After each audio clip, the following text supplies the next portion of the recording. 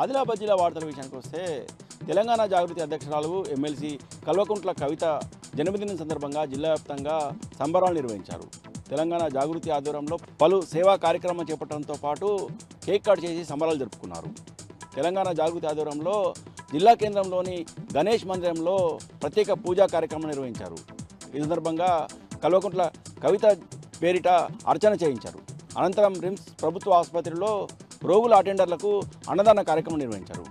BRS party కార్యాలయంలో BRS party మహిళా విభాగం ఆధ్వర్యంలో ఎమ్మెల్సీ కల్వకుంట్ల కవిత జన్మదినం సందర్భంగా కేక్ కట్ చేసి సంబరాలు జరుపుకున్నారు. ఈ కార్యక్రమంలో తెలంగాణ జాగృతి జిల్లా అధ్యక్షుడు రంగినేని శ్రీనివాస్తో పాటు బీఆర్ఎస్ నాయకులు, కార్యకర్తలు, మహిళలు పెద్ద మొత్తంలో పాల్గొన్నారు.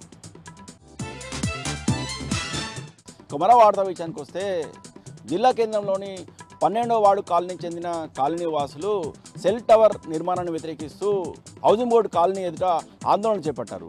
గత సంవత్సరం కాలంగా తాము సెల్ టవర్ నిర్మాణాన్ని వ్యతిరేకిస్తూ ఆందోళన చేపట్టిన అధికారులు పట్టించుకోవడం లేని, అందుకే తాము ధర్నా కార్యక్రమం చేపట్టినట్టు కాలనీ వాసులు వివరించారు.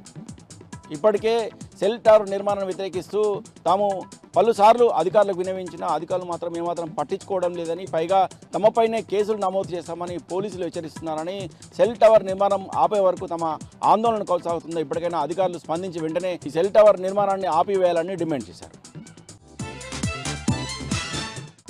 ఇక నిర్మల్ జిల్లా వార్తల విషయానికి వస్తే తెలంగాణ జాగృతి అధ్యక్షురాలు ఎమ్మెల్సీ కల్వకుంట్ల కవిత జన్మదినం సందర్భంగా జిల్లా వ్యాప్తంగా కవిత జన్మదిన సందర్భాలను ఘనంగా నిర్వహించారు.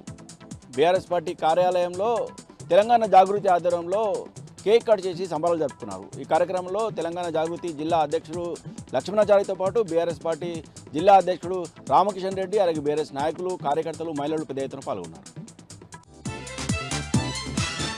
ఇక మరో వార్తా విషయానికి వస్తే దసూరాబాద్ మండలంలోని దేవుండ గ్రామస్తులు అటవీ శాఖ అధికారుల తీరును నిరసిస్తూ ఆందోళన చేపట్టారు.